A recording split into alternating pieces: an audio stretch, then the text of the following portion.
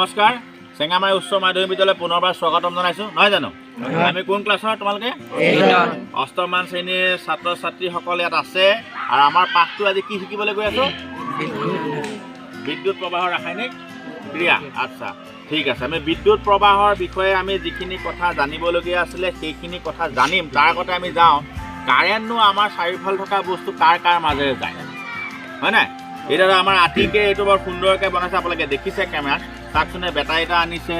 বেটাৰীৰ bulb আছে তাৰ আছে আৰু এডাল কি পেঞ্চিল কম্পাছ জ্যামিতি বক্স বেয়া হৈছে তেওঁ ব্যৱহাৰ কৰিছে আৰু সুন্দৰভাৱে বনাইছে লাইটটো চাই বৰ্তনী সম্পূৰ্ণ তোমালোকে বৰ্তনী বুলি যে শব্দটো ক'লোঁ এতিয়া তোমালোকৰ বৰ্তনী বোলা শব্দটো নাই সেই তোমাৰ দশমমান শ্ৰেণীত গ'লে গম পাবা যে বিদ্যুৎ বৰ্তনী এটা প্ৰস্তুত কৰি কি লাগে এটা কি হ'ল পৰিবাহী তাঁৰ লাগে এটা বাল্ব লাগে বেটাৰী লাগে এটা বিদ্যুৎ কোষ বুলি কয় এটা চাবি লাগে হয়নে গতিকে এইবিলাক পিছত জানিবা কিন্তু তোমালোকে এতিয়াই কৰিয়ে বুজি পাইছা যে বৰ্তনী এটা সম্পূৰ্ণ হ'বৰ কাৰণে কি কৰিব লাগে গম পাইছা ঠিক নে আমাৰ শিৱা কুৰ্মীয়েও এইটো বস্তু বনাইছে ডাঠ কাগজ এখন লৈছে লৈ এনেকৈ এই সৰু সৰু লাইট কিছুমান লগাইছে বেটাৰী আছে বেটাৰী লগাই পেলাই তেওঁ কি কৰিছে বেটাৰী লগাই পেলাই তেওঁ এইটো কানেকশ্যন কৰিছে এইটো হৈ গ'ল লাইট জ্বলি গৈছে বেটাৰী বনাটো ভুল হৈছে শিৱা শুদ্ধ কৰি ল'বা আচ্ছা যি নহওক গোটেইকেইটা বস্তু আমাৰ বৰ্তনীটো এতিয়া গম পাইছোঁ এতিয়া আমাৰ সন্মুখত আপোনালোকে দেখিছে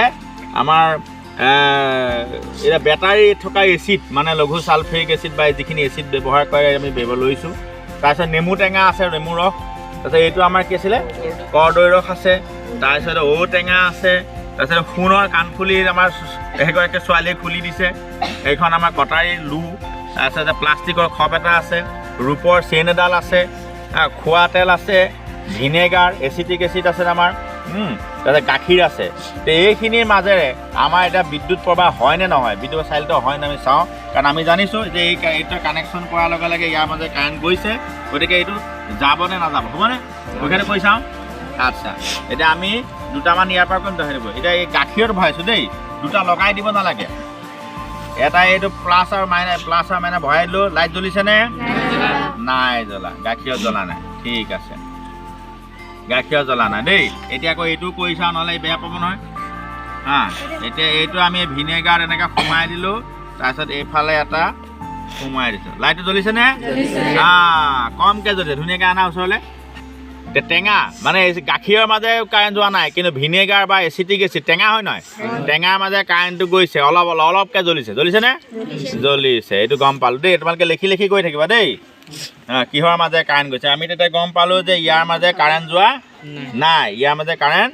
গৈছে ভেৰি গুড তাৰপিছত আকৌ এইটো লওঁ চিবাৰটো মিঠাতেল বা খোৱা তেল মাষ্টাৰ্ড অইল আমি ইয়াত লগাই চাওঁ গৈছেনে কিন্তু ভুলতো যদি ইয়াৰ ভিতৰত লগাই দিয়া জ্বলিব আমি সেইটো নলগাওঁ নহয় আমি ইয়াৰ মাজেৰে গৈছে নাই চাব লাগিব গৈছে জানো নাই যোৱা গতিকে এইটো যোৱা নাই এই মূৰটা মুচি দিয়া আকৌ এইটো আমি এইটো গ'ল নে নগ'ল ন এইটো কাটি দিওঁ তাৰপিছত এতিয়া আকৌ আমি চাম ৰূপৰ মাজে চা ৰূপৰ আমি এইটো এনেকৈ লগাই দিলোঁ আৰু এইটো এনেকৈ লগালোঁ জ্বলিছেনে বেট লাগি আছে নেকি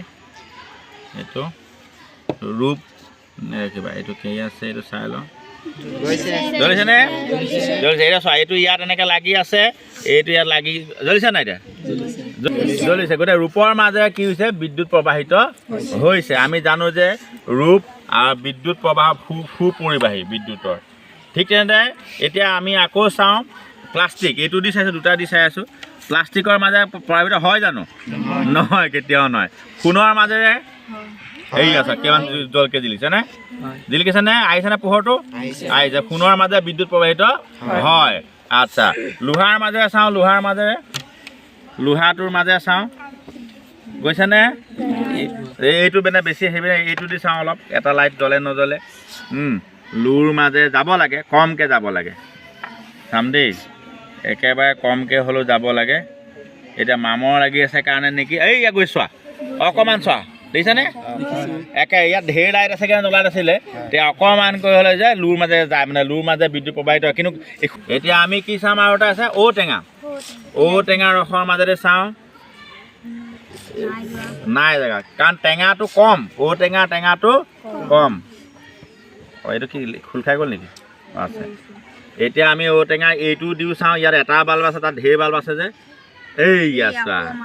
ইয়াত ঢেৰ বাল্ব আছে যে একেটা সময় গম নাপায় লোহাৰ মাজেদি অলপ যায় ঔটেঙাৰ মাজেদিও গৈছে টেঙাবিলাকৰ মাজেদি গৈছে দেখোন আৰু কিহৰ মাজে ধাতুৰ মাজেদি গৈছে সোণ ধাতু হয় নহয় ৰূপ ধাতু হয় নহয় লু ধাতু হয় নাই ধাতুৰ মাজেদিও গৈছে লুৰ মাজে কম গৈছে সোণৰ মাজে বেছি ৰূপৰ মাজে অলপ কমকৈ গৈছে আৰু এই চোৱা ঔটেঙাৰ মাজে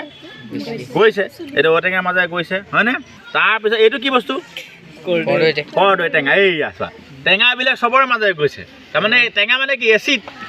অম্ল এই অম্লৰ মাজে কাৰেণ্ট গৈছে নাই গৈছে এতিয়া হ'লেও নেমু টেঙা এইয়া নেমু টেঙা মাজে গৈছে নাই এইটোতো কেতিয়াও কোনো কৰা নাছিলে আগতে যে কাৰেণ্ট নেমু টেঙাৰ মাজেৰেও যায় তাৰপিছত এতিয়া এটা বেটাৰীত ব্যৱহাৰ কৰা এচিডটো চাওঁ গৈছে নাই গৈছে গতিকে আমি দেখিলোঁ যে কি দেখিলোঁ আমাৰ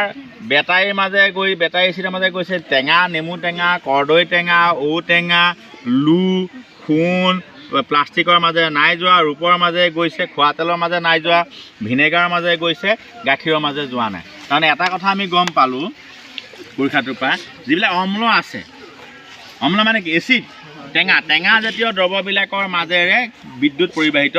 হৈছে কিন্তু চব সমানে হৈছেনে নাই হোৱা কম বেছি পৰিমাণে হৈছে হয় নাই আচ্ছা লুৰ মাজে যিমান আছে সোণৰ মাজে সিমান হোৱা নাই সোণৰ মাজে বেছি হৈছে লুৰ মাজে কমকৈ হৈছে কৰদৈটোৰ মাজে যিমান হৈছে ঔটেঙাটোৰ মাজে বেলেগ হৈছে অলপ গতিকে প্লাষ্টিকৰ মাজে হ'ল জানো নাই হোৱা খোৱা তেলৰ মাজে গাখীৰৰ মাজে নাই হোৱা গতিকে এই কাঠখনৰ মাজে হ'ব জানো